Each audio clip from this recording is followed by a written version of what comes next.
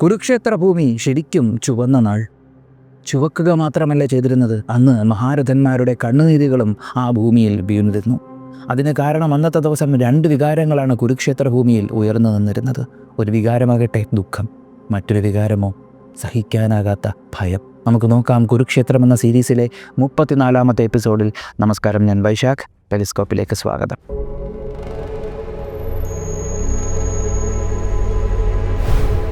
16ാം ദിവസം കർണൻ ശരിക്കും അജയ്യനായിരുന്നു. അവിടെ അന്നത്തെ ദിവസം കർണൻ പരാജയമെന്തെന്ന് അറിഞ്ഞിട്ടില്ലായിരുന്നു. എന്നിരുന്നാൽ പോലും അർജുനനുമായി കർണൻ ഏറ്റുമുട്ടി തുടങ്ങിയ സമയം സൂര്യാസ്തമയവുമായി. അന്നത്തെ ദിവസം അർജുനനെ വധിക്കാൻ കഴിയാത്തതിൻ്റെ അമർഷം എല്ലാവരിലും ഉണ്ടായിരുന്നു. അതുകൊണ്ട് തന്നെ അടുത്ത ദിവസം രാവിലെ കർണൻ ചട്ടകെട്ടി തയ്യാറായി ആദ്യം പോയത് ദുര്യോധനൻ്റെ ശിബിരത്തിലേക്ക്. തൻ്റെ കയ്യിലെ ശക്തമായ വില്ലുമേന്തിക്കൊണ്ട് ദുര്യോധനൻ്റെ ശിബിരത്തിലേക്ക് കർണൻ കയറി ചെന്നപ്പോൾ കർണൻ കാണുന്ന കാഴ്ച അവിടെ ചിന്താകുലനായിരിക്കുന്ന ദുര്യോധനനായിരുന്നു. ദുര്യോധനനോട് പറഞ്ഞു, മിത്രമേ ദുര്യോധന, എനിക്കറിയാം അങ്ങ് വ്യാകുലതനാണ്. എന്നാൽ ഞാൻ ഇന്ന് പറയുന്നു, അങ്ങ് ഒന്നുകൊണ്ടും വ്യാകുലപ്പെടേണ്ട കാര്യമില്ല. ഇന്നത്തെ ദിവസം അങ്ങയുടെ വിശ്വാസം പൂർണ്ണമായും എന്നിൽ അർപ്പിച്ചാലും എന്തെന്നാൽ എൻ്റെ ഈ വിജയധനുസ് കൊണ്ട് ഞാൻ ഇന്നത്തെ ദിവസം അർജുനനെ വധിച്ചിരിക്കും എന്ന് പറഞ്ഞു. എന്നിട്ട് പറഞ്ഞു, ഇന്നത്തെ ദിവസം ഒന്നിലെ ഞാൻ അല്ലെങ്കിൽ അർജുനനെ വധിക്കാതെ ഞാൻ ഈ ശിബിരത്തിലേക്ക് തിരിച്ചു വരത്തില്ല എന്നും കർണൻ പറയുകയുണ്ടായി. ശേഷം കർണൻ തൻ്റെ ബലിഷ്ഠമായ കൈകളിൽ മുറുക്കെ പിടിച്ചിരുന്ന ധനുസ് ഉയർത്തിയിട്ട് ദുര്യോധനനോട് പറഞ്ഞു, മിത്രമേ, എൻ്റെ ഈ വില്ല് കണ്ടോ? ഈ വില്ലാണ് വിജയധനുസ്. വിശ്വകർമാവ് ദേവേന്ദ്രനു വേണ്ടി പണി കഴിപ്പിച്ച ഈ വില്ല് ദേവേന്ദ്രൻ ശേഷം എൻ്റെ ഗുരുനാഥനായ പരശുരാമന് കൊടുത്തു. അദ്ദേഹം ശേഷം അതെനിക്കും നൽകി. ഈ വില്ല് കൊണ്ട് ഞാൻ പാണ്ഡവരെ മുടിക്കുന്നതായിരിക്കും. ഞാൻ അങ്ങേക്ക് ഉറപ്പ് തരികയാണ്, ഇന്ന് എല്ലാ പാണ്ഡവരെയും കൃഷ്ണനെയും ഞാൻ വധിച്ചിരിക്കും എന്ന് പറഞ്ഞു. അപ്പോൾ ദുര്യോധനൻ കർണനെ ഇങ്ങനെ പൊങ്ങി നോക്കി. എന്നിട്ട് പറഞ്ഞു, പൂർണ്ണമായും ഞാൻ അങ്ങേക്ക് ഇത് ഉറപ്പ് തരികയാണ്. എന്നാൽ ചില കാര്യങ്ങൾ എനിക്ക് അങ്ങയോട് പറയാനുണ്ട്. അർജുനൻ ശ്രേഷ്ഠനായിട്ടുള്ളൊരു യോദ്ധാവ് തന്നെയാണ്. ഞാനും ശ്രേഷ്ഠനായിട്ടുള്ള യോദ്ധാവ് തന്നെയാണ്. അർജുനൻ്റെ കയ്യിൽ ഒരു ദിവ്യമായ വില്ലുണ്ട്, എൻ്റെ കയ്യിലും ഒരു ദിവ്യമായ വില്ലുണ്ട്. എന്നാൽ അർജുനന് നല്ലൊരു സാരഥിയുണ്ട്, വാസുദേവൻ ശ്രീകൃഷ്ണൻ. അതുപോലെ ശ്രേഷ്ഠനായ ഒരു സാരഥിയെ എനിക്കും വേണം. ഞാൻ പറയുന്ന ആ സാരഥിയെ അങ്ങെനിക്ക് നൽകണം എന്ന് ദുര്യോധനനോട് പറഞ്ഞു. ചിരിച്ചുകൊണ്ട് ദുര്യോധനൻ ചാടി എണീച്ചു. ഉറപ്പായിട്ടും നമ്മുടെ കൂട്ടത്തിലെ ഏറ്റവും ശ്രേഷ്ഠനായിട്ടുള്ള സാരഥിയെ തന്നെ ഞാൻ അങ്ങേക്ക് തരാം. എൻ്റെ സാരഥിയെ തരട്ടെ എന്ന് ദുര്യോധനൻ ചോദിച്ചു. എന്നാൽ ആ സമയത്ത് കർണൻ ദുര്യോധനനെ നോക്കിയിട്ട് പറഞ്ഞു, എനിക്ക് ഏതെങ്കിലും ഒരു സാരഥിയല്ല വേണ്ടത്. മാതൃരാജനായിട്ടുള്ള ശല്യർ, അദ്ദേഹത്തിന് കുതിരകളെക്കുറിച്ച് ഒരുപാട് ജ്ഞാനമുള്ള ഒരാളാണ്. കൃഷ്ണനെ കാട്ടിയും കുതിരകളുടെ കാര്യത്തിൽ ജ്ഞാനമുണ്ട് മാതൃരാജനായിട്ടുള്ള ശല്യർക്ക്. മാത്രമല്ല ശല്യർക്ക് വളരെ വിദഗ്ധമായി രഥം തെളിക്കുവാനും കഴിയും. അങ്ങനത്തെ ശല്യർ എൻ്റെ രഥത്തിൻ്റെ സാരഥിയാവുകയാണെങ്കിൽ ഞാൻ അങ്ങേക്ക് ഉറപ്പ് നൽകുന്നു, ഇന്നത്തെ ദിവസം വിജയം നമുക്ക് ഉറപ്പിക്കാം. ഞാൻ അങ്ങേക്ക് ഉറപ്പ് തരുന്നു, ഇന്നത്തെ ദിവസം പാണ്ഡവരെ മുഴുവനും ഞാൻ വധിക്കുന്നതായിരിക്കും. ഇന്നത്തെ ദിവസം പാണ്ഡവരെയും കൃഷ്ണനെയും ഞാൻ വധിച്ചിരിക്കുന്നതായിരിക്കും എന്ന് കർണൻ ദുര്യോധനനോട് പറഞ്ഞു. ദുര്യോധനൻ എണീച്ചിട്ട് പറഞ്ഞു, അങ്ങ് ചോദിക്കുന്നത് കുറച്ച് കടന്ന കാര്യമാണ്. പക്ഷേ വിജയം അതനിവാര്യമാണ്. അതിനുവേണ്ടി ഞാനൊന്ന് ശ്രമിച്ചു നോക്കാം. ദുര്യോധനൻ പ്രതീക്ഷയോടുകൂടിയും ബഹുമാനത്തോടുകൂടിയും ശല്യരുടെ ശിബിരത്തിലേക്ക് കയറി ചെന്നു. എന്നിട്ട് പറഞ്ഞു, അല്ലയോ മാതൃരാജനായ ശല്യ, യുദ്ധം ജയിക്കുക എന്നുള്ളത് ഏതൊരു മഹാരഥൻ്റെയും ഏറ്റവും വലിയ ഉദ്ദേശമാണ്. ഒരു രാജാവ് ഒരു യുദ്ധഭൂമിയിൽ നിൽക്കുന്നത് തന്നെ വിജയമുറപ്പിക്കുക എന്നൊരൊറ്റ ഉദ്ദേശത്തോടു കൂടിയാണ്. അങ്ങേക്കറിയാമല്ലോ, നമ്മുടെ കൂട്ടത്തിലെ പല ശ്രേഷ്ഠരായ മഹാരഥന്മാരും വീണു. ഇനി ഏത് വിധേനയും ജയിക്കുക എന്നുള്ള ഒരൊറ്റ മാർഗം മാത്രമേ നമ്മുടെ മുന്നിലുള്ളൂ. ജയം എന്ന ഏറ്റവും വലിയ നേട്ടത്തിന് വേണ്ടി നമുക്ക് പലപ്പോഴും പലതും ത്യജിക്കേണ്ടി വരും. എന്നാൽ ഇന്ന് ഞാൻ അങ്ങയോട് ഭിക്ഷയായി യാചിക്കുന്നത് അങ്ങയുടെ ഭാഗത്തു നിന്നുള്ള ഒരു സഹായമാണ്. ശല്യർക്കപ്പം തന്നെ മനസ്സിലായി എന്തോ പ്രശ്നമുണ്ട്. ഇപ്പോൾ എന്താ ചോദിക്കാമെന്നും പറഞ്ഞ് ശല്യർ തിരിഞ്ഞു. നമ്മുടെ കൂട്ടത്തിലെ ഏറ്റവും ശ്രേഷ്ഠനായിട്ടുള്ള യോദ്ധാവ് അത് അംഗരാജൻ കർണൻ തന്നെയാണ്. പറയേണ്ട കാര്യമില്ല. വൈകർത്തനൻ കർണന് തുല്യമായി മറ്റൊരു യോദ്ധാവ് നമ്മുടെ കൗരവപ്പടയിലില്ല. വൈകർത്തനൻ കർണനേക്കാൾ ശ്രേഷ്ഠനായ മറ്റൊരു മഹാരഥൻ നമ്മുടെ കൗരവപ്പടയിലില്ല. അതുകൊണ്ട് തന്നെ അദ്ദേഹത്തെ സുരക്ഷിതനായി നിർത്തുക, അദ്ദേഹത്തിന് വിജയത്തിൽ അദ്ദേഹത്തിന് ഒരു അപ്പർ ഹാൻഡ് കൊടുക്കുക എന്നുള്ളത് നമ്മുടെ ഉദ്ദേശമാണ്. ആ മേൽക്കൈ കൊടുക്കുവാനായിട്ട് ഞാൻ അങ്ങയോട് യാചിക്കുകയാണ്. ദയവ് ചെയ്ത് അംഗരാജൻ കർണൻ്റെ സാരഥ്യം വഹിച്ചാലും. ഇത് കേട്ടപ്പോൾ തന്നെ ശല്യർ കൈകൊണ്ട് ആംഗ്യം കാണിക്കുന്നു, തല കൊണ്ട് ഒലുക്കുന്നു, ഇരുന്ന ഇരിപ്പിടത്തിൽ നിന്ന് ചാടിയങ്ങ് എണീക്കുന്നു. എന്നിട്ട് പറഞ്ഞു, ഗാന്ധാരി പുത്ര, നീ എന്താണ് പറയുന്നതെന്ന് നിനക്കറിയുമോ? മാതൃദേശത്തിലെ നരേശനാണ് ഞാൻ, അല്ലാതെ ഏതെങ്കിലും ഒരു സാരഥിയല്ല. വേണ്ട, ഞാൻ ആരുടെയും സാരഥിയാകുന്നില്ല, ഞാൻ ഒറ്റയ്ക്ക് നിന്നുകൊണ്ട് പോരാടിക്കൊള്ളാം. അല്ലെങ്കിൽ എന്നെ സാരഥിയാക്കുവാനാണ് നിന്റെ ഉദ്ദേശമെങ്കിൽ ദയവ് ചെയ്ത് എനിക്കിവിടെ നിന്ന് പോകാനുള്ള അനുവാദം നൽകിയാലും. കാരണം ഈ അപമാനം സഹിക്കേണ്ടി വരില്ല എനിക്ക്. അംഗദേശത്തെ രാജാവിൻ്റെ ആ സൂതപുത്രൻ്റെ സാരഥിയാകേണ്ട ഗതിയൊന്നും ഈ മാതൃദേശത്തിലെ നരേശന് വന്നിട്ടില്ല എന്ന് ശല്യർ പറയുന്നു. ശല്യരങ്ങനെ ഒരുപാട് സംസാരിക്കുന്നു, നല്ല അമർഷം. അവസാനം ദുര്യോധനൻ ട്രംപ് കാർഡ് എടുത്ത് നിരത്തി. അർജുനൻ വിശ്വപ്രശസ്തനായിട്ടുള്ള ധനുർധാരിയാണ്. അതുപോലെ പ്രശസ്തനായിട്ടുള്ള ഒരു ധനുർധാരി തന്നെയാണ് നമ്മുടെ കർണനും. അർജുനന് കൃഷ്ണൻ എന്നൊരു സാരഥിയുണ്ട്. അതുപോലൊരു സാരഥി നമ്മുടെ കർണന് കൊടുത്താൽ അവൻ എന്തെല്ലാം വിജയം നേടാൻ പറ്റുമെന്ന് അങ്ങൊന്ന് ചിന്തിച്ചു നോക്കൂ. കർണനെ ഇപ്പോൾ അംഗദേശത്തിലെ രാജാവായോ സൂതപുത്രനായോ അങ്ങ് കാണണ്ട, നമ്മുടെ പടയുടെ സർവ്വസൈന്യാധിപനായി കാണൂ. നമ്മുടെ സർവ്വസൈന്യാധിപൻ്റെ സാരഥ്യം അങ്ങ് വഹിക്കൂ. കാരണം എൻ്റെ അഭിപ്രായം ഇതാണ്, കൃഷ്ണനെക്കാട്ടിയും ശ്രേഷ്ഠനായിട്ടുള്ളൊരു സാരഥി അങ്ങാണ്. അങ്ങേക്കപ്പുറം ശ്രേഷ്ഠനായിട്ടുള്ളൊരു സാരഥിയെ ഞാൻ എങ്ങും നോക്കിയിട്ട് കാണുന്നില്ല എന്ന് പറഞ്ഞു. ഈ സമയത്ത് നമ്മുടെ ജയറാമേട്ടൻ്റെ ആ ഒരു അഭിമാനം, ഒരു മീമുണ്ടല്ലോ, ആ മീമിൽ ജയറാമേട്ടൻ നിൽക്കുന്നത് പോലെ ശല്യർ ഇങ്ങനെ ഒരു നിപ്പങ്ങ് തന്നു. എന്നിട്ട് പറഞ്ഞു, നീ പറഞ്ഞതൊക്കെ ശരിയാണ്, ഞാൻ അടിപൊളിയാണ്, പിന്നെ ഞാൻ കൃഷ്ണനെക്കാട്ടിയും അടിപൊളിയാണെന്ന് നീ പറഞ്ഞല്ലോ, അതെനിക്ക് നല്ലതുപോലെ ഇഷ്ടപ്പെട്ടു. ശരി, യുദ്ധത്തിൻ്റെ വിജയത്തിനു വേണ്ടി ഈ ത്യാഗം ഞാൻ സഹിക്കാം. കർണൻ്റെ രഥത്തിൻ്റെ സാരഥ്യം ഞാൻ വഹിക്കാം. കുതിരകളെ പൂട്ടി തയ്യാറാക്കിക്കോളൂ, ഞാൻ തന്നെ സാരഥിയായിക്കൊള്ളാം. എൻ്റെ ദിവ്യമായിട്ടുള്ള സാരഥ്യം ഇന്ന് കുരുക്ഷേത്ര ഭൂമി കാണുന്നതായിരിക്കും. പക്ഷെ ഒരു ഡിമാൻഡുണ്ട്, ഒരു കണ്ടീഷനുണ്ട്. ദുര്യോധനൻ ചോദിച്ചു, എന്താ? സമയോചിതമായി ആ സമയത്തിൽ ചേർന്ന പല കാര്യങ്ങളും പൂർണ്ണ സ്വാതന്ത്ര്യത്തോടുകൂടി ഞാൻ കർണനോട് പറയും.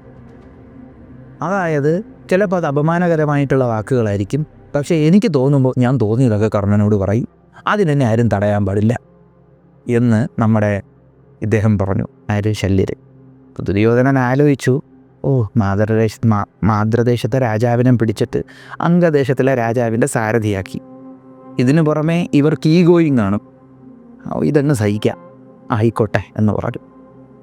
അങ്ങനെ കർണൻ്റെ ആ ഒരു രഥം, സ്വർണ്ണ ആനച്ചങ്ങല അടയാളമുള്ള ധ്വജം ഘടിപ്പിച്ചിട്ടുള്ള ആ രഥം, ആ രഥത്തിലേക്ക് വെള്ള കുതിരകളെ പൂട്ടി തയ്യാറായി നിന്നു. ശല്യർ എന്ന രാജൻ, ശ്രേഷ്ഠനായിട്ടുള്ള സാരഥി, ആ രഥത്തിൽ കയറിയിരുന്നു.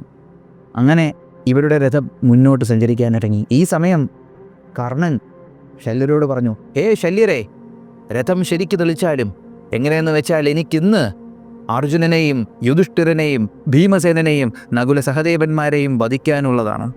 കൃഷ്ണനെയും ഞാനിന്ന് വീഴ്ത്തിയിരിക്കും, പാണ്ഡവപ്പടയെ ഞാൻ മൂടിച്ചിരിക്കും, ഇന്ന് ഞാനതെല്ലാം ചെയ്തിരിക്കും എന്ന് പറഞ്ഞു. അങ്ങനെ തൻ്റെ ക്രോധത്തിൽ കർണൻ അത് പറഞ്ഞത് കേട്ടുടനെ തന്നെ ശല്യർ തിരിഞ്ഞു ചോദിച്ചു, നിനക്കെന്താണ് പാണ്ഡവരുടെ അടുത്ത് ഇത്ര ദേഷ്യം? അവർ നിന്നെ എന്താ ചെയ്തേ? അവരെ ഇങ്ങനെ അപമാനിക്കുന്നെന്തിനാ നീ? അവരാരും ചില്ലറക്കാരല്ല എന്നുള്ള കാര്യം നിനക്കറിയാലോ. അവരെല്ലാവരും ശ്രേഷ്ഠരായിട്ടുള്ള യോദ്ധാക്കളാണ്, മഹാരഥന്മാരാണ്. ആ യോദ്ധാക്കളെയാണ് നീ ഇങ്ങനെ അപമാനിച്ചുകൊണ്ടിരിക്കുന്നത്. അപമാനിക്കുന്നത് ഒരിക്കലും ശരിയായിട്ടുള്ള കാര്യമില്ല. നീ ഇവിടെ നിന്നുകൊണ്ട് വീരവാദവും കാര്യങ്ങളും എല്ലാം പറയുന്നുണ്ട്, എന്നാൽ കവിധ്വജമുള്ള അർജുനൻ്റെ രഥവും ആ ഗാന്ധീപധാരിയെയും മുന്നിൽ നീ കാണുമ്പോൾ നീ ഒരു അക്ഷരവും മിണ്ടത്തില്ല എന്ന് ശല്യർ പറഞ്ഞു. കർണൻ ശല്യർ ഈ പറഞ്ഞത് കേട്ടിട്ട് മനസ്സിൽ ചിന്തിച്ചു, ഇയാൾ എനിക്ക് വേണ്ടി പണിയെടുക്കാനാ രഥത്തിൽ കയറിയത്, എനിക്കിട്ട് പണിയാനാ രഥത്തിൽ കയറിയത്, താൻ പോടോ എന്നുള്ള മട്ടിൽ കർണൻ രഥത്തിൽ നിന്നു. എന്നിട്ട് പറഞ്ഞു, ഇന്നത്തെ ദിവസം എനിക്ക് അർജുനനെ കാണിച്ചു തരുന്നവർക്ക് ഞാൻ 100 കണക്കിന് വെള്ള കുതിരകളെ തരാം, നല്ല പരിശീലനം കിട്ടിയിട്ടുള്ള 100 കണക്കിന് കുതിരകളെ തരാം, 100 കണക്കിന് ആനകളെ തരാം, അതുപോലെ തന്നെ ഉത്തമമായിട്ടുള്ള സ്വർണം കിട്ടിയ രഥങ്ങൾ തരാം. അങ്ങനെ പറഞ്ഞുകൊണ്ടിരുന്നു, ആഭരണങ്ങൾ തരാം. എന്നിട്ട് കർണൻ പറഞ്ഞു, ഇന്നത്തെ ദിവസം എനിക്ക് അർജുനനെ കാണിച്ചു തരുന്നവർക്ക് ഞാൻ എൻ്റെ മക്കളെയും ഭാര്യയെയും സമ്പത്തും തരാം, നിങ്ങളെനിക്ക് അർജുനനെ കാണിച്ചു തന്നാൽ മതി എന്ന് കർണൻ പറഞ്ഞു. എന്നിട്ടും കർണൻ ഇങ്ങനെ നീണ്ട ലിസ്റ്റുകൾ പറയണം, അത് തരാം ഇത് തരാം. ഇത് കേട്ടോണ്ടിരുന്ന ശല്യർ പറഞ്ഞു, എടോ കർണ, താൻ തൻ്റെ സമ്പത്തെല്ലാം ഇങ്ങനെ കൊടുക്കണമെന്നില്ല, താനിന്ന് ശ്രമിച്ചാലും ശ്രമിച്ചില്ലേലും അർജുനനെ താനിന്ന് കാണും, അർജുനൻ തന്നെ ഒരു വഴിയാക്കുകയും ചെയ്യും. അത് ഉറപ്പുള്ള കാര്യമല്ലേ, പിന്നെ ഇത്രയും കിടന്ന് പറയണെന്തിനാണെന്ന് ചോദിച്ചു. എന്നിട്ട് പറഞ്ഞു, നീ ഇത്രയും ഡയലോഗ് വിടേണ്ട കാര്യമൊന്നുമില്ല, നിൻ്റെ ഈ വായ്ത്താളവും ബഹളവും അതുപോലെ തന്നെ കടുവ ഗർജിക്കുന്ന പോലത്തെ ഗർജനമെല്ലാം അർജുനനെ കാണുന്നത് വരെ കാണത്തുള്ളൂ. അർജുനൻ്റെ ഗാന്ധീവത്തിൻ്റെ ഞാണൊലി കേൾക്കുമ്പോഴത്തേക്കും നിൻ്റെ ഈ ഗർജനമൊക്കെ അങ്ങ് അവസാനിക്കും.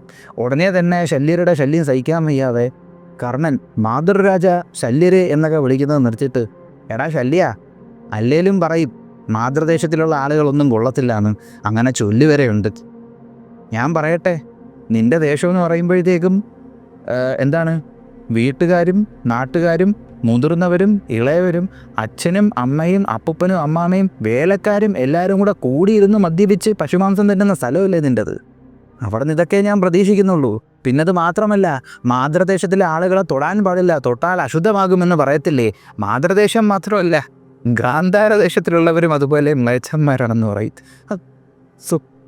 സ്വന്തം കൂട്ടുകാരൻ്റെ അമ്മയുടെ വീട്ടുകാരെ വേണ്ടി പറഞ്ഞത് പുള്ളി. എന്തറിഞ്ഞിട്ടാണ് പുള്ളിക്കാരെ പറയുന്നതെന്ന് അറിയത്തില്ല. എന്നിട്ടും പുള്ളിക്കാരൻ പറയും എന്താണ്, മാതൃദേശത്തിലെ സ്ത്രീകൾ മദ്യപിച്ച് വിവസ്ത്രയായി നിന്നും നൃത്തം ചെയ്യുന്ന ആളുകളാണ് എന്നും പറഞ്ഞ് മാതൃദേശത്തിലെ സ്ത്രീകളെ ഒരുപാട് കാര്യങ്ങളെന്ന് പറഞ്ഞു മോശമായിട്ടുള്ളത്. ഒന്നും ഇവിടെ പറയാൻ പറ്റത്തില്ല എനിക്ക്. ശല്യത പറയുന്നുണ്ട്, പിന്നെ നീ ധൃതരാഷ്ട്രയുടെ പുത്രന്മാരുടെ ഉച്ഛിഷ്ടം തിന്ന് വളർന്നവനല്ലേ, അതുകൊണ്ടാണ് നിനക്ക് തുല്യരായിട്ടുള്ള ആളുകളെയും നിനക്ക് മുകളിലുള്ള ആളുകളെയും നിനക്ക് ബഹുമാനിക്കാൻ അറിയാത്തതെന്ന് പറയും. ഇവരുടെ രണ്ടുപേരുടെ സംഭാഷണം കുറേയുണ്ട് പറയാൻ. അത് ഞാൻ എടുത്ത് പറയാത്തതിൻ്റെ കാര്യം ഈ പരസ്പരം അപമാനിക്കലാണല്ലോ, അതുകൊണ്ടാണ് ഈ പറയാത്തത്. അതിൽ കൊള്ളാവുന്ന കാര്യങ്ങൾ 1-2 മാത്രമേ ഉള്ളൂ. അതായത് നല്ല ഉപയോഗമുള്ള കാര്യങ്ങൾ ഈ ചെല്ലൊരു കഥയൊക്കെ പറയുന്നുണ്ട്, അതൊക്കെ മാത്രമേ കൊള്ളാവുന്നതായിട്ട് പറയാൻ പറ്റുള്ളൂ.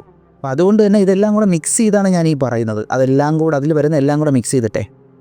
അപ്പോൾ കർണം പറയുന്നുണ്ട്, സുഹൃത്തുക്കളെ അപമാനിക്കുക എന്ന് പറയുന്നത് ശല്യ ഈ ഒരു മാതൃദേശത്തെ ആളുകളുടെ സ്വഭാവമാണല്ലോ, അവിടുത്തെ രാജാവില്ലേ നീ, നിൻ്റെ ഇതൊക്കെ ഞാൻ പ്രതീക്ഷിക്കുന്നുള്ളൂ എന്ന് പറഞ്ഞു. അല്ലെങ്കിൽ തന്നെ എൻ്റെ മനസ്സ് എൻ്റെ ഗുരുനാഥൻ്റെ ശാപം അതിനെ ഓർത്ത് വിഷമിക്കുന്നുണ്ട്. കാരണം എന്ന് പറയുമ്പോഴത്തേക്കും പണ്ട് പരശുരാമൻ്റെ അടുത്ത് കള്ളത്തരം പറഞ്ഞാണല്ലോ പോയി പഠിച്ചേ. അപ്പോൾ അത് കള്ളത്തരമാണെന്ന് മനസ്സിലാക്കിയ ഉടനെ പരശുരാമൻ ശപിക്കുന്നുണ്ടല്ലോ. അതായത് കള്ളം പറഞ്ഞ് വിദ്യ നേടിയത് കൊണ്ട് തന്നെ നിനക്ക് യുദ്ധത്തിൽ ആവശ്യമുള്ള ഘട്ടം വരുമ്പോഴത്തേക്കും നീ കള്ളത്തിൽ പഠിച്ചെടുത്ത ഈ അറിവെല്ലാം നിന്നെ വിട്ട് പോവും എന്ന് ശപിക്കുന്നുണ്ടോ. അതായത് ആവശ്യം വരുമ്പോഴത്തേക്കും നീ പഠിച്ച കാര്യങ്ങൾ നീ മറന്നു പോകും എന്ന് പരശുരാമൻ ശപിക്കുന്നുണ്ടല്ലോ. അപ്പോൾ അതിങ്ങനെ ഓർത്തു, അതെന്നെ ഓൾറെഡി വിഷമിപ്പിക്കുന്നുണ്ട്. എന്നിരുന്നാൽ പോലും ഞാൻ ഭയകത്തില്ല, എന്നിരുന്നാൽ പോലും ഞാൻ അർജുനനെ നേരിടും, എന്നിരുന്നാൽ പോലും ഞാൻ അർജുനനെ പരാജയപ്പെടുത്തുമെന്ന് പറയുന്നുണ്ട്. എന്നിട്ട് വീണ്ടും പറയുന്നുണ്ട്, എന്താണ്, ഞാൻ പണ്ടൊരിക്കൽ അസ്ത്രങ്ങൾ സമ്പാദിക്കുവാനായി ചുറ്റി നടന്നിരുന്ന സമയം അസ്ത്രം ഏതപ്പോൾ ഉന്നം തെറ്റി ഒരു പശുക്കുട്ടിയുടെ ദേഹത്ത് കൊണ്ട് ആ പശുക്കുട്ടി മരണപ്പെട്ടായിരുന്നു. എന്നാൽ ആ ഒരു പശുക്കിടാവ് ഒരു ബ്രാഹ്മണൻ ഹോമത്തിന് ഉപയോഗിക്കുന്ന പാല് കറന്നെടുക്കുന്ന പശുവിൻ്റെ കിടാവായിരുന്നു. ഇതറിഞ്ഞ ബ്രാഹ്മണൻ കർണനെ ശപിച്ചായിരുന്നു. കുട്ടിക്കാലത്ത് കർണൻ്റെ ചെറുപ്പകാലത്ത് കർണനെ ശപിച്ചായിരുന്നു. അതായത് യുദ്ധത്തിൽ പോരാടുന്ന സമയത്ത് കർണൻ്റെ രഥചക്രം മണ്ണിൽ പൂഴ്ന്നു പോകുമെന്നും അത് കാരണം ഭയാനകമായിട്ടുള്ള ഭയം, നിയന്ത്രണമില്ലാത്ത ഭയം നിനക്കുണ്ടാകുമെന്നും ഈ ഒരു ബ്രാഹ്മണൻ ശപിച്ചിട്ടുണ്ട്. ബേസിക്കലി ഈ ഒരു രഥചക്രം മണ്ണിൽ പൂഴ്ന്നു പോകുന്നത് കർണൻ്റെ മരണം എടുക്കുമ്പോഴായിരിക്കും ഈ ഒരു രഥചക്രം മണ്ണിൽ പൂഴ്ന്നു പോകുന്നതെന്നൊക്കെ ഇതിന് അർത്ഥം വരുന്നുണ്ട്. അപ്പോൾ അങ്ങനെ പറഞ്ഞപ്പോൾ ഈ ഒരു ശാപം കിട്ടിയപ്പോഴത്തേക്കും കർണൻ പറഞ്ഞു, അങ്ങനെ ശപിക്കരുതേ, ഇതിന് പ്രായശ്ചിത്തമായിട്ട് ഞാൻ അങ്ങേക്ക് വണ്ടിക്കണക്കിന് രത്നം തരാം, സ്വർണം തരാം, പശുക്കളെ തരാം, കുതിരകളെ തരാം, ആനകളെ തരാം എന്നൊക്കെ പറഞ്ഞു. അതൊക്കെ കൊടുത്തിട്ട് പോലും ഈ ബ്രാഹ്മണൻ്റെ കലി അടങ്ങിയില്ല. കലി അടങ്ങാത്തതല്ല, പറഞ്ഞ ശാപം തിരിച്ചെടുക്കാൻ പറ്റത്തില്ലല്ലോ. അതിന് പ്രായശ്ചിത്തം ചെയ്യുക, അല്ലെങ്കിൽ അത് അനുഭവിക്കുക, അങ്ങനെയാണല്ലോ. അപ്പോൾ ഇത്രയും പറഞ്ഞു. അപ്പോൾ ഈ ഒരു ശാപത്തിൻ്റെ കാര്യവും കർണൻ്റെ മനസ്സിൽ കിടപ്പുണ്ട്. ഈ ശാപത്തിൻ്റെ കാര്യങ്ങളെല്ലാം എൻ്റെ മനസ്സിലുള്ളപ്പോൾ നിങ്ങളും കൂടെ ഇങ്ങനെ സംസാരിക്കുന്നത് ശരിയാണെന്ന് നിങ്ങൾക്ക് തോന്നുന്നുണ്ടോ? ഇനി ഒരു അക്ഷരം മിണ്ടിയ ശല്യ ഈ ഇരിക്കുന്ന ഗതയെടുത്ത് തൻ്റെ തലതിൽ ഞാൻ പൊളിച്ചുള്ളയോ എന്ന് കർണൻ പറഞ്ഞു. കാരണം കുറേ കേട്ടില്ലേ. പക്ഷേ ഇതൊക്കെ കൂടെ കേട്ടിരുന്ന ശല്യർ പറഞ്ഞു, അല്ലേലും മക്കളെയും ഭാര്യയെയും വിൽക്കുന്ന സ്ഥലമല്ലേ അംഗദേശം, അവിടെ നിന്ന് വന്നവനല്ലേ നീ, അവിടുത്തെ രാജാവല്ലേ നീ, നിന്നിൽ നിന്ന് ഇതൊക്കെ ഞാനും പ്രതീക്ഷിക്കുന്നുള്ളൂ. എന്നിട്ട് പറഞ്ഞു, നേരായ രീതിക്ക് ജീവിക്കുന്നവരും തെറ്റായ രീതിയിൽ ജീവിക്കുന്നവരും എല്ലാ ദേശങ്ങളിലും ഉണ്ട്. അതൊന്നും ഒരു ദേശത്തിൻ്റെ കുറ്റമായിട്ട് പറയുന്നത് ശരിയല്ല. പിന്നെ എല്ലാവർക്കും മറ്റുള്ളവരിലെ കുറ്റം കണ്ടുപിടിക്കാൻ നല്ല കഴിവാണല്ലോ. സ്വന്തം കുറ്റങ്ങൾ കണ്ടുപിടിക്കാനും അതിനെ അംഗീകരിക്കാൻ അല്ലേലും ആർക്കും പറ്റത്തില്ലല്ലോ എന്ന് ശല്യർ പറഞ്ഞു. അത് പറഞ്ഞപ്പോൾ കർണൻ ഒന്നും മിണ്ടിയില്ല.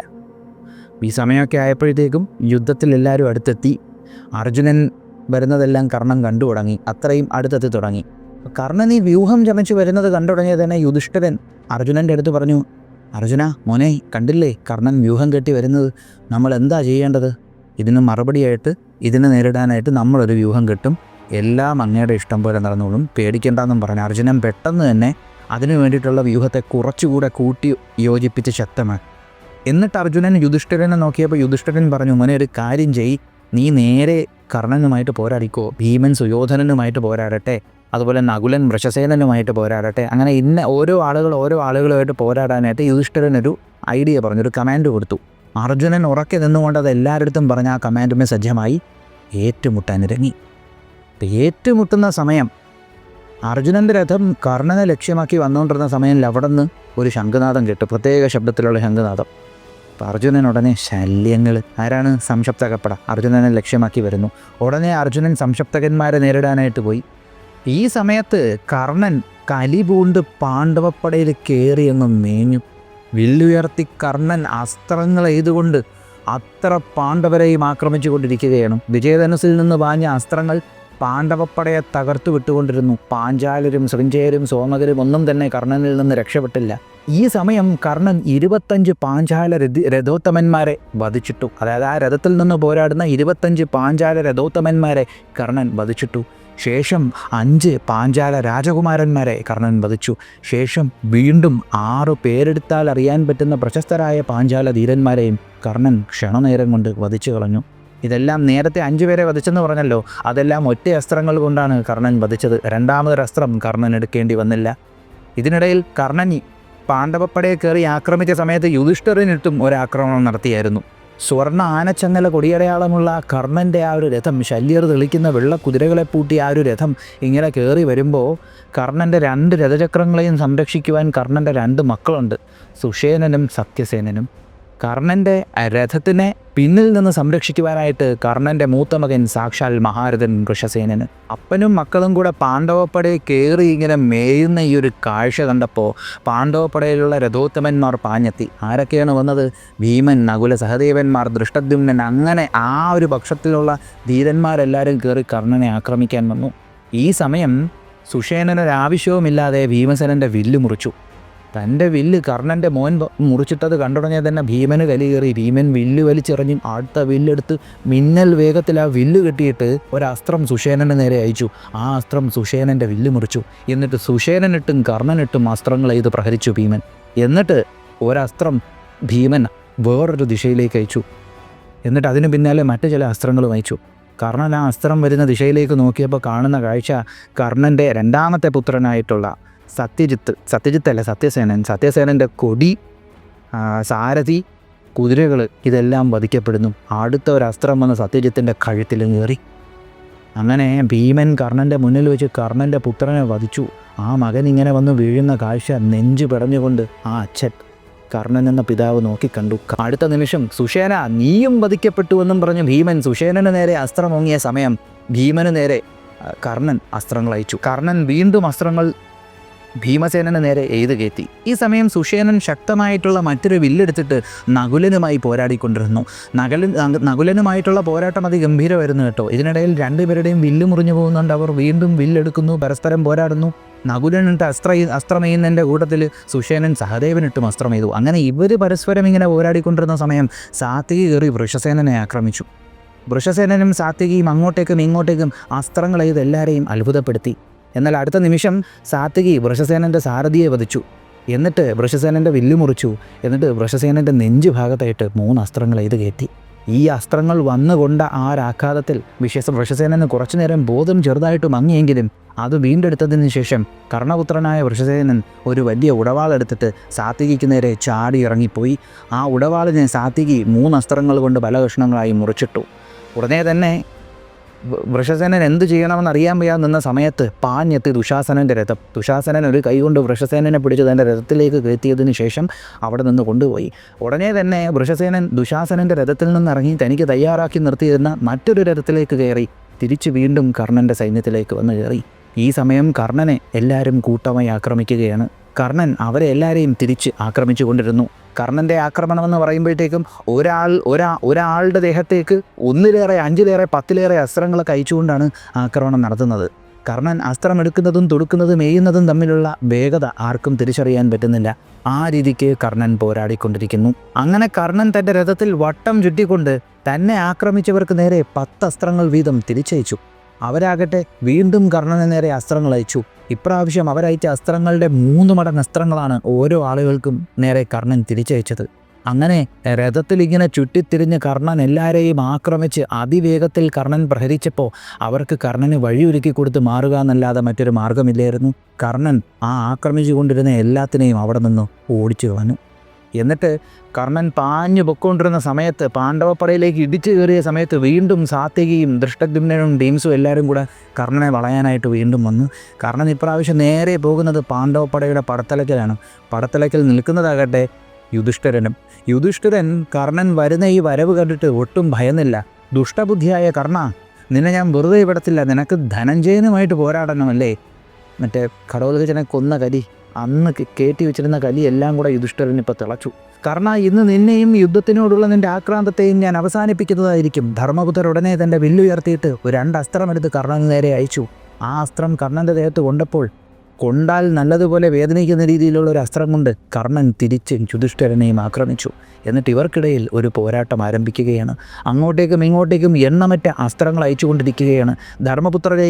ധർമ്മപുത്രരുടെ കുതിരകളെ കാക്കുന്ന ആളുകളെയും ധർമ്മപുത്രരുടെ വലത്തേ ഭാഗത്തു നിന്ന് പോരാടുന്ന ആളുകളെയും ഇടത്തേ ഭാഗത്തു നിന്ന് പോരാടുന്ന ആളുകളെയും എല്ലാം കർണൻ അസ്ത്രങ്ങൾ അയച്ചുകൊണ്ടിരിക്കുന്നു.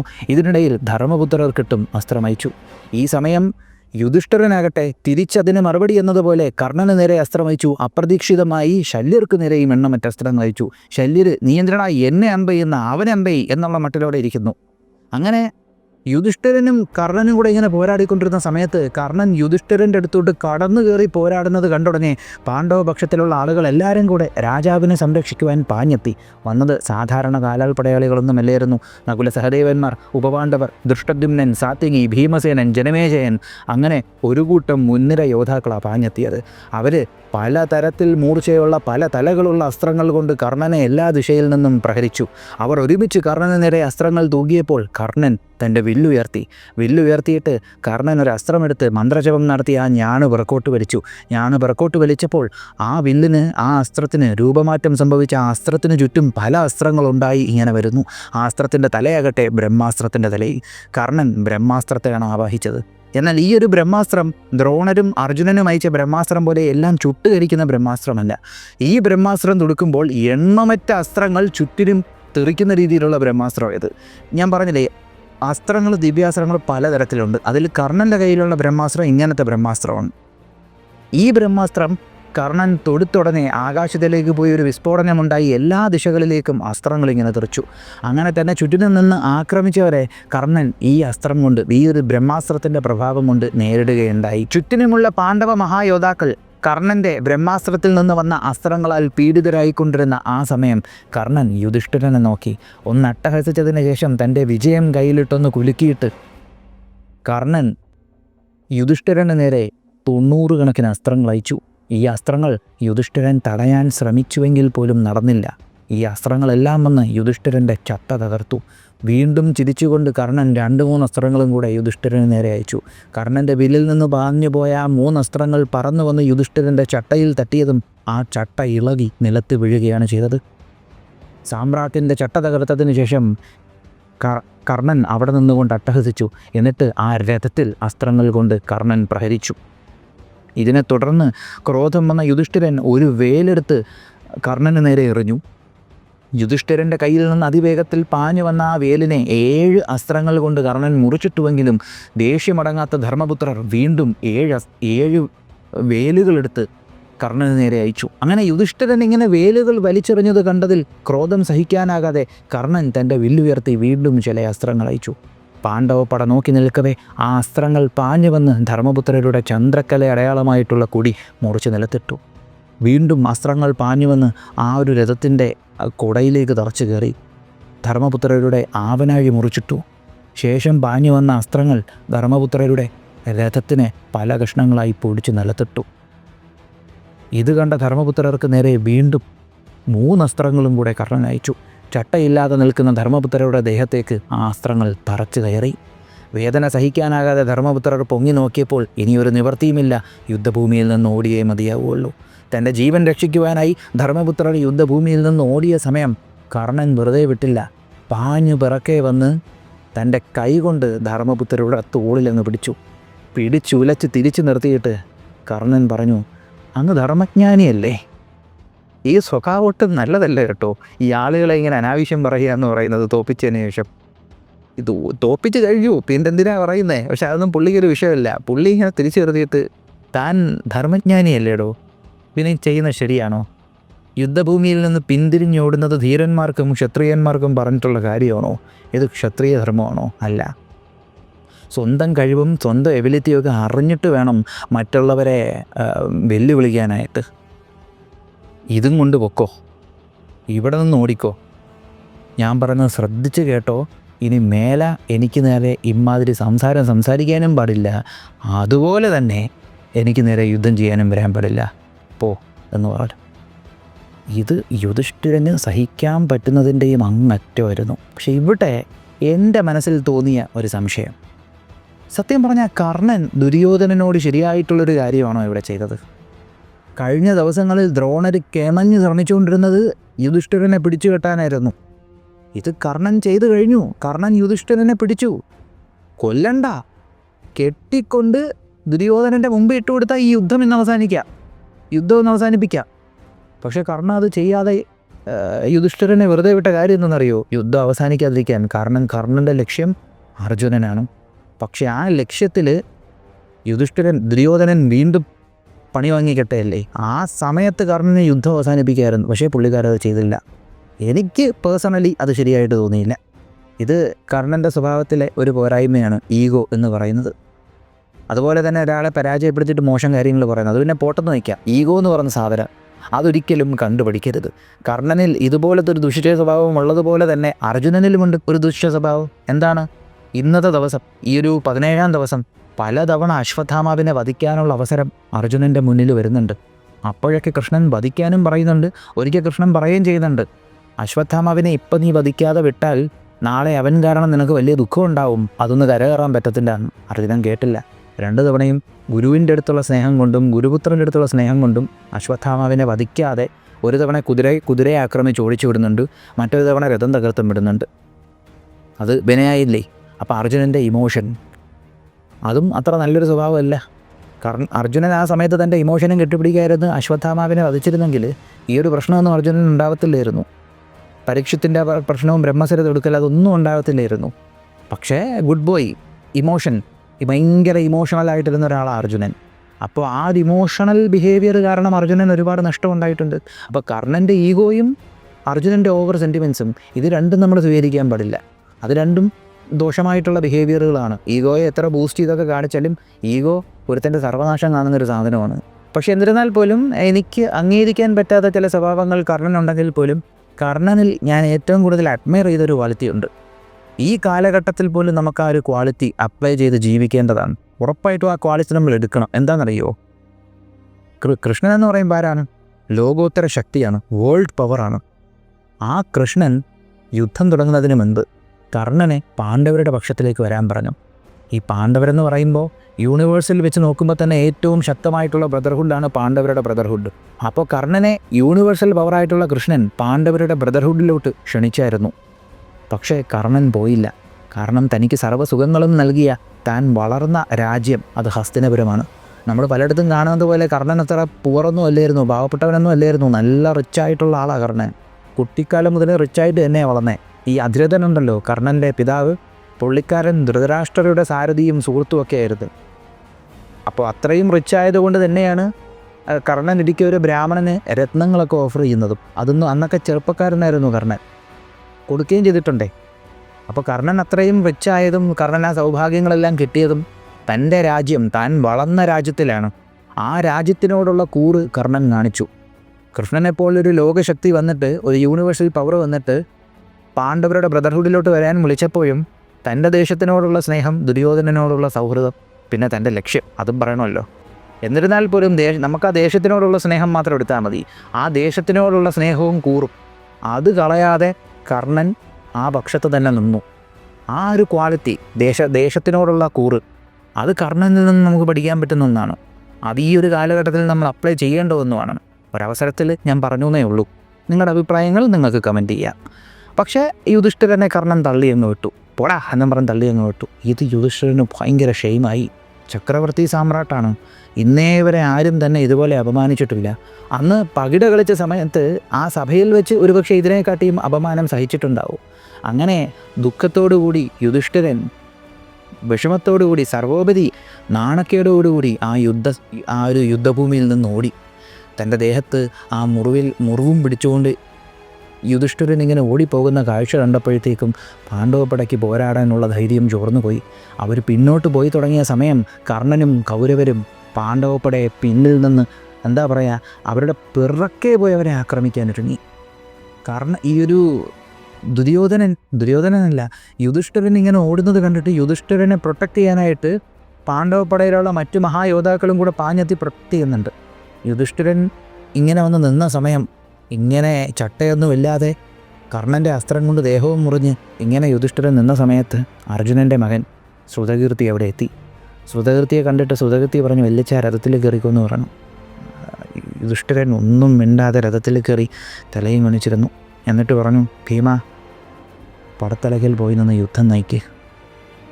ശ്രുതകീർത്തി യുധിഷ്ഠിരനെയും കൊണ്ടങ്ങ് പോയി. ഈ സമയം അവിടെ കൗരവരും കർണനും കൂടെ പാണ്ഡവപ്പടയെ ചേസ് ചെയ്ത് ആക്രമിക്കുകയാണ്. അപ്പോൾ യുദ്ധഭൂമിയിൽ നിന്ന് പാണ്ഡവരുടെ രാജാവ് പോയാൽ പിന്നെ ആ യുദ്ധഭൂമിയിൽ ഏറ്റവും ഉയർന്ന അധികാരം ആർക്കാണ്? യുവരാജാവിന്.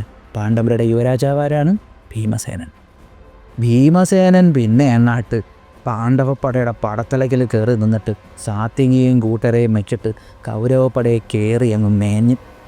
ഭീമനും കൗരവപ്പടയും കൂടെ കയറി ആക്രമണം നടത്തിയ സമയത്ത് പാണ്ഡവപ്പട തവിടുപൊടിയാവുന്ന ശബ്ദം കർണനും കൂട്ടരും കേട്ടു.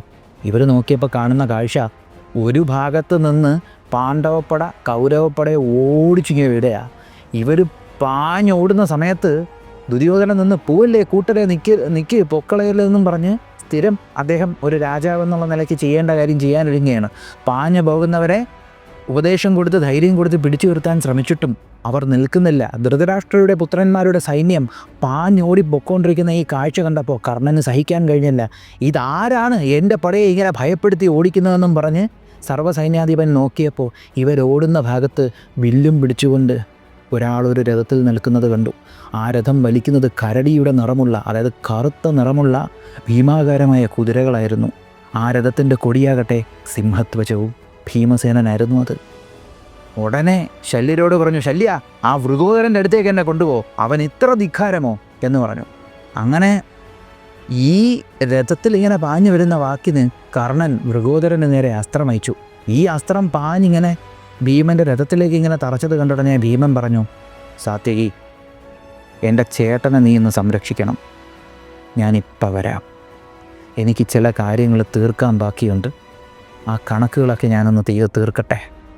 ഞാൻ പറയുന്നത് കേട്ടിട്ട് നീ പേടിക്കുകയൊന്നും വേണ്ട. നിന്നെക്കൊണ്ട് എൻ്റെ ജ്യേഷ്ഠനെ സംരക്ഷിക്കാൻ പറ്റും. അതുകൊണ്ടാണ് ഞാൻ പറയുന്നത്, നീ ചേട്ടനെ സംരക്ഷിക്കേ. ആ നിൽക്കുന്നവൻ കാരണമാണ് എൻ്റെ ചേട്ടന് ഭയങ്കര അപമാനമുണ്ടായിട്ടുള്ളത്. ഞാൻ വെറുതെ വിടാൻ പോകുന്നില്ല എന്നും പറഞ്ഞ് ഭീമൻ രഥത്തിലിങ്ങനെ പാഞ്ഞു വരുന്ന വരവിൽ ഭീമൻ്റെ നിൽപ്പ് കണ്ട ഉടനെ ശല്യർ, കർണ നീ അതൊന്ന് നോക്കിയേ. വൃകോദരൻ ഭീമസേനൻ വരുന്ന വരവ് കണ്ടോ? ഇവൻ ഘടോത്കചൻ മരിച്ചപ്പോഴും അഭിമന്യു മരിച്ചപ്പോൾ പോലും ഇത്രയും ഭയാനകമായിട്ടുള്ള രീതിയിൽ നിന്നിട്ടില്ല. അവനാ വരുന്ന വരവ് കണ്ടാൽ തന്നെ അറിയാം എന്തോ ഭീകര കർമ്മം ചെയ്യാനായിട്ട് വരികയാണ്. തയ്യാറായി നിന്നോ, അവനെ നേരിട് എന്ന് കർണനോട് ശല്യർ പറഞ്ഞു.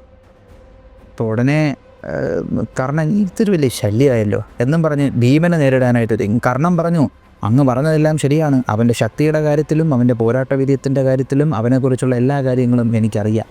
അങ്ങ് പറഞ്ഞതെല്ലാം ശരി തന്നെയാണ്. പക്ഷേ പണ്ട് മുതലേ അവൻ്റെ അനുജനായ അർജുനനെ വധിക്കുവാനായിട്ട് ഞാൻ ഒരുപാട് സ്വപ്നം കണ്ടിരുന്നു. ഒരുപക്ഷെ അതിനുള്ള അവസരവുമായിട്ടായിരിക്കും അവൻ എൻ്റെ മുന്നിൽ വരുന്നത്.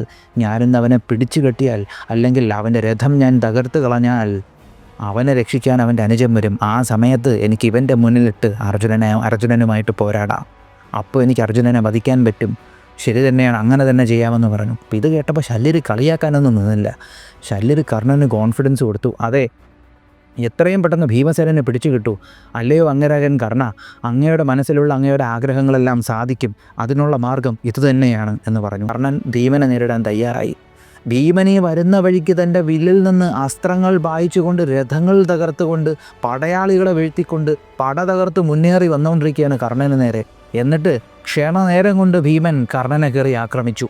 ആ ആക്രമണത്തിൽ പെട്ടെന്ന് തന്നെ കർണൻ മറുപടിയായി ഭീമൻ്റെ നെഞ്ചിൻ്റെ നടുക്കുഭാഗത്തായിട്ട് ഒരു ഇരുമ്പസ്ത്രം അയച്ചു. ആ ഇരുമ്പസ്ത്രം വന്ന് ഭീമൻ്റെ നെഞ്ചിൽ തറച്ചു. ആ അസ്ത്രം വലിച്ചൂരിയപ്പോൾ വീണ്ടും കർണൻ ഭീമനെ അസ്ത്രങ്ങൾ കൊണ്ട് എല്ലാ ദിശകളിൽ നിന്നും പ്രഹരിക്കാനൊരുങ്ങി. എന്നാൽ ഈ ഒരു അസ്ത്രപ്രഹരം കഴിഞ്ഞതിന് ശേഷം ഭീമൻ തൻ്റെ വില്ലുയർത്തി ഒരസ്ത്രം വെച്ച് ഞാണ് വലിച്ച് ആ അസ്ത്രം കർണന് നേരെ അയച്ചു. ആ അസ്ത്രങ്ങൾ കർണൻ്റെ മർമ്മം പിളർക്കുന്നത് പോലെയായിരുന്നു. ക്രോധം വന്ന കർണൻ ഒരസ്ത്രമെടുത്ത് ഭീമന് നേരെ അയച്ചു. ആ അസ്ത്രം വന്ന് ഭീമൻ്റെ വില്ലിൻ്റെ നടുക്ക് ഭാഗത്തായി തറച്ചു കയറി. ഭീമൻ്റെ വില്ല് 2 കഷ്ണമായി മുറിഞ്ഞ് നിലത്ത് വീണു. വില്ല് മുറിച്ചതിന് ശേഷം ഭീമൻ്റെ നെഞ്ചിൻ്റെ നടുക്ക് ഭാഗത്തായിട്ട് വീണ്ടും കർണൻ ഒരു ഇരുമ്പസ്ത്രം അയച്ചു കേട്ടോ. എന്നിട്ട് 25 അസ്ത്രങ്ങൾ കൊണ്ട് വീണ്ടും ഭീമനെ പ്രഹരിച്ചു. ഈ അസ്ത്രങ്ങൾ ഭീമൻ്റെ കയ്യിലേക്ക് വന്ന് കയറി. എന്നാൽ ഇതും കൂടെ ആയപ്പോൾ ഭീമനെ സഹിക്കാൻ കഴിഞ്ഞില്ല. ഭീമൻ ക്രോധത്തിൽ അവിടെ നിന്നുകൊണ്ട് അലറി. ആ അലർച്ച എന്ന് പറയുന്നത് ഒരേ സമയം ഭൂമിയെയും സ്വർഗത്തെയും ഉറപ്പിക്കുന്നത് പോലത്തെ ഒരു അലർച്ച. അത് കേട്ട് ചുറ്റിനുമുള്ള ആളുകൾ ഭീമനെ നോക്കി. ഭീമൻ്റെ മുഖം ഇപ്പോൾ നിയന്ത്രണമില്ലാത്ത ക്രോധം കൊണ്ട് നിറഞ്ഞിരിക്കുകയാണ്. ഭീമൻ തൻ്റെ കയ്യിലെ ആ ശക്തമായ വില്ലുയർത്തി. ഇപ്പോൾ ഭീമനെടുത്ത വില്ലെന്ന് പറയുമ്പോഴത്തേക്കും നല്ല ശക്തമായിട്ടുള്ള വില്ലാണ്. അത് വളരെ ബുദ്ധിമുട്ടിയെ പിറക്കോട്ട് വലിക്കാൻ പറ്റൂ. ആ ശക്തമായിട്ടുള്ള വില്ലിൽ അതിശക്തമായിട്ടുള്ളൊരു അസ്ത്രമെടുത്ത് വെച്ചതിന് ശേഷം ഭീമൻ ആ അസ്ത്രത്തെ, ആ വില്ലിൻ്റെ ഞാണിനെ പിറക്കോട്ട് വലിച്ചു. എല്ലാ പ്രാവശ്യവും വലിക്കുന്നത് പോലെയല്ല, ഭീമൻ ഇപ്രാവശ്യം ആ ഞാണ് ചെവിയോളം വലിച്ചു എന്നാണ് പറയുന്നത്. എന്നിട്ട് കർണനെ ലക്ഷ്യം വെച്ച് ആ അസ്ത്രം നയിച്ചു. ആ അസ്ത്രം വന്ന് കർണൻ്റെ ദേഹത്ത് കൊണ്ടതും കർണൻ്റെ ബോധം പോയി.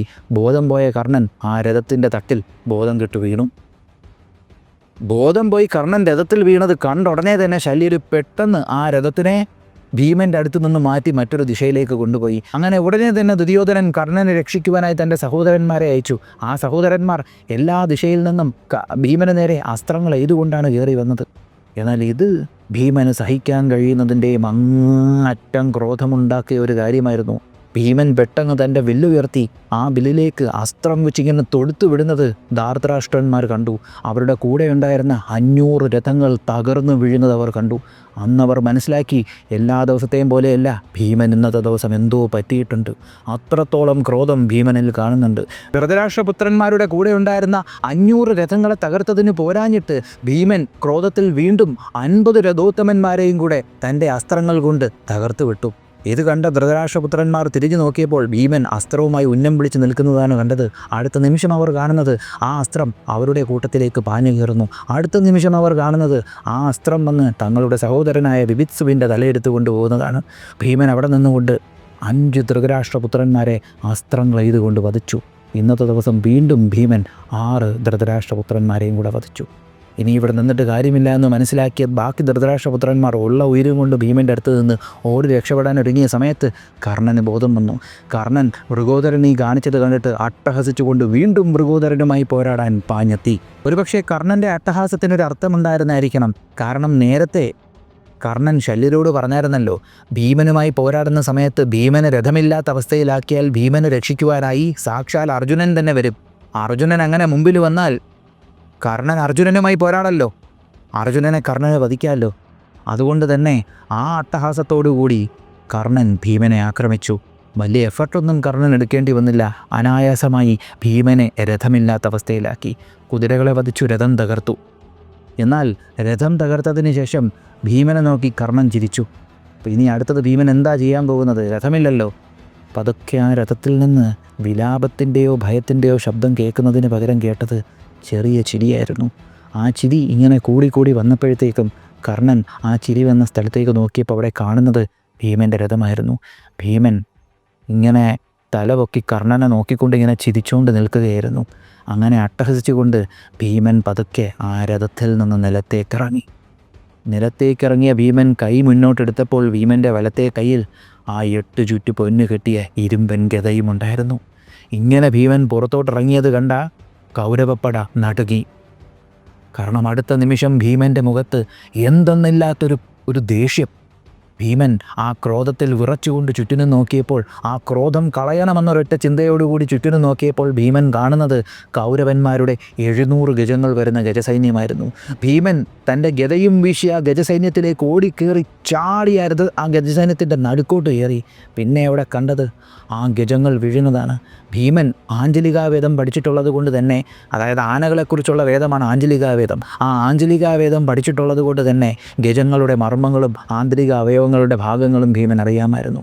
ആനയുടെ മർമ്മഭാഗങ്ങളിൽ പ്രഹരിക്കുന്ന ശബ്ദം അവിടെ കേൾക്കാൻ കഴിയുന്നുണ്ട്. ചിഹ്നം വിളിച്ചുകൊണ്ട് ക്ഷണനേരം കൊണ്ട് 700 ആനകളെയും ഭീമൻ വധിച്ചിട്ടു.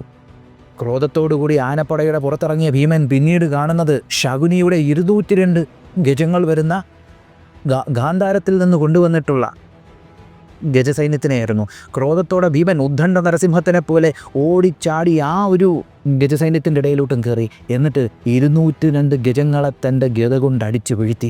പിന്നീട് ഭീമൻ കാണുന്നത് 100 കണക്കിന് രഥങ്ങളെയും 100 കണക്കിന് കാലാൽ പടയാളികളെയും. കർണൻ ഇതെല്ലാം നോയിക്കൊണ്ട് നിൽക്കുകയാണ്. ഇവൻ്റെ രഥം തകർക്കേണ്ട വല്ല ആവശ്യമുണ്ടായിരുന്നു? കാരണം ഓടിപ്പാഞ്ഞുപോയി ആ 100 രഥങ്ങളിലേക്കും ഭീമൻ തൻ്റെ ഗത ചുഴറ്റി കയറിപ്പോകുന്നതും ആ രഥങ്ങൾ അടിച്ച് തകർക്കുന്നതും കണ്ടു. ക്രോധത്തിൽ തറയിൽ ചവിട്ടി തലയിലടിച്ച് ഭീമൻ ദേഷിച്ച് നിന്നും പിന്നെ കാണുന്നത് 100 കണക്കിന് കാലാൽ പടയാളികൾ. ഗത ചുഴറ്റി കാലാൽ പടയാളികളെ പല ദിശകളിലേക്ക് ഭീമൻ അടിച്ചു തെറിപ്പിച്ചു. കാലചക്രത്തിൻ്റെ എന്തെങ്കിലും കളിയായിരുന്നോ എന്ന് ആർക്കും അറിയാൻ വയ്യ. ഭീമൻ അങ്ങനെ ക്രോധത്തോടെ നിന്ന് അലറുന്നത് കണ്ടിട്ട് കൗരവപ്പട 10 ദിശയിലേക്ക് തിരിച്ചു പോകുന്നു. എന്നാൽ ഭീമൻ അലറുന്നതിൻ്റെ കൂടെ തന്നെ മറ്റൊരു അലർച്ചയും രഥചക്രങ്ങൾ കറങ്ങുന്ന ശബ്ദവും കേട്ടു. ഭീമൻ തിരിഞ്ഞു നോക്കിയപ്പോൾ 500 രഥസൈന്യം തന്നെ ലക്ഷ്യമാക്കി വരുന്നു. അസ്ത്രങ്ങൾ തനിക്ക് നേരെ അയച്ചപ്പോൾ ഭീമൻ ഗത ചുഴറ്റി അസ്ത്രങ്ങളെ തടഞ്ഞിട്ട് ചാടിയ രഥസൈന്യത്തിൻ്റെ നടുക്കോട്ട് കയറി നല്ല സമയമെടുത്ത് തന്നെ ആ 500 രഥസൈന്യത്തിനെയും അടിച്ച് നിലംപരിശാക്കി. എന്നിട്ട് രഥചക്രവും ചവിട്ടി പുറത്തേക്ക് വന്ന ഭീമൻ അടുത്തതാര് എന്ന് നോയിക്കൊണ്ട് നിന്ന സമയം വേറൊരു നിവർത്തിയുമില്ലാതെ ലക്ഷണമുത്ത കുതിരകൾ കിട്ടുന്നത് ഗാന്ധാരത്തിലും അതുപോലെ സിന്ധുരാജ്യത്തിലുമാണെന്ന് പറയുന്നുണ്ട്. അപ്പോൾ ഗാന്ധാര ദേശത്തിൽ നിന്ന് ശകുനി കൊണ്ടുവന്ന 1000 കുതിരപ്പടയാളികൾ, ആ 1000 കുതിരപ്പടയാളികളെ ഭീമന് നേരെ പറഞ്ഞു വിട്ടു. ആ കുതിരപ്പടയാളികൾ എന്തും വരട്ടെ എന്നും പറഞ്ഞ് ഭീമന് നേരെ പോയ സമയം ഭീമൻ സമയമെടുത്ത് ആ 1000 കുതിരപ്പടയാളികളെയും വധിച്ചു. ഇത്രയും ചെയ്ത് കൂട്ടിയതിന് ശേഷം ഭീമൻ വീണ്ടും മറ്റൊരു രഥത്തിൽ കയറി കർണനെ ആക്രമിച്ചു. ഞാൻ ചോദിക്കട്ടെ, ഇങ്ങോട്ട് നേരത്തെ രഥം നഷ്ടപ്പെട്ട സമയത്ത് ആ രഥത്തിൽ നിന്ന് ഇറങ്ങിയിട്ട് മറ്റൊരു രഥത്തിൽ കയറി കർണനെ ആക്രമിച്ചുകൂടായിരുന്ന? അതിനു മുമ്പ് ഇത്രയും കാണിച്ചു കൂട്ടിയിട്ട് രഥത്തിൽ കയറി വീണ്ടും കർണനെ ആക്രമിക്കേണ്ട ആവശ്യം എന്താണ്? എന്തായാലും ഇത്രയും ചെയ്ത് കൂട്ടിയതിനു ശേഷം ഭീമസേനൻ വീണ്ടും കർണനെ ആക്രമിച്ചു. എന്നാൽ ഈ ഒരു പോരാട്ടത്തിൽ കർണൻ യുധിഷ്ഠിരന് നേരെ വീണ്ടും ശരവർഷം ചെയ്തു. യുദ്ധഭൂമിയിൽ നിന്ന് പിന്തിരിഞ്ഞു പൊയ്ക്കൊണ്ടിരിക്കുന്ന യുധിഷ്ഠിരൻ്റെ പിന്നാലെ തൻ്റെ രഥത്തിൽ പാഞ്ഞു പോയിട്ട് കർണൻ വീണ്ടും ശരങ്ങൾ കൊണ്ട് യുധിഷ്ഠിരനെ പ്രഹരിക്കുന്നത് കണ്ടുടനെ തന്നെ ക്രോധത്തോടുകൂടി ഭീമൻ അസ്ത്രങ്ങൾ അയച്ചു. ഇപ്രാവശ്യം ഭീമൻ അയച്ച അസ്ത്രങ്ങൾ ചെറിയ രീതിക്കൊന്നും അല്ലായിരുന്നു. ഭൂമിയും ആകാശവും നിറയുന്നത് പോലെയാണ് ഭീമൻ അസ്ത്രങ്ങൾ അയച്ചത്. ഈ അസ്ത്രങ്ങളെല്ലാം അതിവിദഗ്ധമായി കർണൻ തടുത്തു നിർത്തിയിട്ട് ഭീമനെ അസ്ത്രങ്ങൾ കൊണ്ട് മൂടാനൊരുങ്ങി. കർണൻ ഭീമൻ്റെ രഥത്തിൻ്റെ തൊട്ടു മുന്നിലെത്തിയപ്പോൾ അവിടെ നിന്നും മറ്റൊരു രഥം പാഞ്ഞു വന്ന് കർണനെ ആക്രമിച്ചു. ആരാണ്? സാത്വികി. പിന്നെ സാത്വികിയും കർണനും കൂടെ അവിടെ ഒരു ഗംഭീര ആക്രമണം. പരസ്പരം അങ്ങോട്ടും ഇങ്ങോട്ടും അസ്ത്രങ്ങൾ എയ്തുകൊണ്ടിരുന്ന സമയം ഇവരയച്ച അസ്ത്രങ്ങളുടെ പെരുമഴ, ആ ഒരു കൊടുങ്കാറ്റ്, അസ്ത്രങ്ങളുടെ കൊടുങ്കാറ്റിൽ എത്ര അസ്ത്രങ്ങൾ ഉണ്ടായിരുന്നെന്ന് ആർക്കും അറിഞ്ഞില്ല. ഉടനെ കൃപാചാര്യർ, ദ്രൗണി, കൃതവർമാവ് ഇവരെല്ലാവരും കൂടെ പാഞ്ഞെത്തി കർണനെ സംരക്ഷിക്കാൻ. പിന്നെ ഈ മഹായോദ്ധാക്കളും പാണ്ഡവപക്ഷത്തിലെ മഹായോദ്ധാക്കളും തമ്മിൽ ഭയങ്കരമായൊരു പോരാട്ടമുണ്ടായി. ഈ സമയത്ത് പാണ്ഡവപ്പടയാകട്ടെ അവിടെ കൗരവപ്പടയെ നേരിട്ടുകൊണ്ടിരിക്കുന്നു. അങ്ങനെ കണ്ടു നിൽക്കുന്നവർക്ക് സഹിക്കാൻ കഴിയാത്ത രീതിയിലുള്ള ഭയാനകമായ പോരാട്ടം അരങ്ങേറിക്കൊണ്ടിരുന്ന സമയത്ത് സംശപ്തകന്മാർ നിന്നിരുന്ന സ്ഥലത്ത് നിന്ന് ഗാന്ധീപത്തിൻ്റെ ഞാനൊലി കേട്ടു. അവിടെ എന്താണ്? അർജുനൻ അവിടെ എല്ലാത്തിനെയും കൂടെ വാരി പറക്കിയിട്ട് ഇടിച്ചുകൊണ്ടിരിക്കുകയാണ്, എല്ലാത്തിനെയും അസ്ത്രം ചെയ്തുകൊണ്ടിരിക്കുന്നത്. അപ്പോൾ ഈ സംശപ്തകന്മാരൊരു പരിപാടി കാണിച്ചു. എന്തെന്നറിയോ? ഇവർ രഥത്തിൽ നിന്നെല്ലാം പാഞ്ഞിറങ്ങി കാലാളായിട്ട് ഓടി വന്നിട്ട് അർജുനൻ്റെ കുതിരകളെ പിടിച്ചു നിർത്തി. കുറേ എണ്ണം കൃഷ്ണൻ്റെ 2 കൈകളിലും ഒന്ന് കൂട്ടിപ്പിടിച്ച് കുറേ എണ്ണം ഇങ്ങനെ പിടിച്ചിട്ടുണ്ട്. കൃഷ്ണൻ എന്ന് പറയുമ്പോൾ ആരാ? മാമല്ലനാണ്. കൈയെന്നൊക്കെ പറയുമ്പോൾ ഉരുണ്ട് ശക്തമായിട്ടുള്ള കൈകളെന്നാണ് പറയുന്നത്. ആ കൈകളിൽ കൃഷ്ണൻ രഥം തെളിക്കാതിരിക്കാനായിട്ട് കൃഷ്ണൻ്റെ 2 കൈകളിലും കൂടെ ഇവന്മാരെല്ലാവരും കൂടെ ഇങ്ങനെ ചുറ്റിപ്പിടിച്ച് രഥത്തിനുള്ളിൽ കയറി അർജുനനെ ആക്രമിക്കാൻ ഒരുങ്ങിയ സമയത്ത് അർജുനൻ മറ്റേ അടുത്ത് വരുന്ന ആളുകളെ അസ്ത്രം ചെയ്യുന്ന ചെറിയ അസ്ത്രം ഉണ്ടല്ലോ ദ്രോണിൽ പ്രയോഗിക്കുന്നത്, ആ അസ്ത്രങ്ങൾ കൊണ്ടും കൈ കൊണ്ടും അകത്ത് കയറിയവന്മാരെല്ലാം ഇടിച്ച് വെളിയിൽ കളഞ്ഞുകൊണ്ടിരിക്കുന്നു. ഈ സമയം കൃഷ്ണനെ ഒന്നും ചെയ്യാൻ സമ്മതിക്കാതെ യവന്മാരിങ്ങനെ കയ്യിൽ പിടിച്ചിരുന്ന സമയത്ത് കൃഷ്ണ അവന്മാരെ നോക്കിയിട്ട്, ആഹാ കൊള്ളാമല്ലോ, എന്താ പരിപാടി, പിടിച്ചു നിർത്തുകയാണോ? ഒരൊറ്റ കൊടയളി കൃഷ്ണൻ ഈ കൈ കൊണ്ട്. ഈ പിടിച്ചോണ്ടിരുന്നവന്മാരെല്ലാം നാനാ ദിശകളിലോട്ട് തെറിച്ചങ്ങ് പോയി. കൃഷ്ണനും അർജുനനും പിന്നെ അവിടെ നിന്നുകൊണ്ട് കാണിച്ച പ്രകടനം.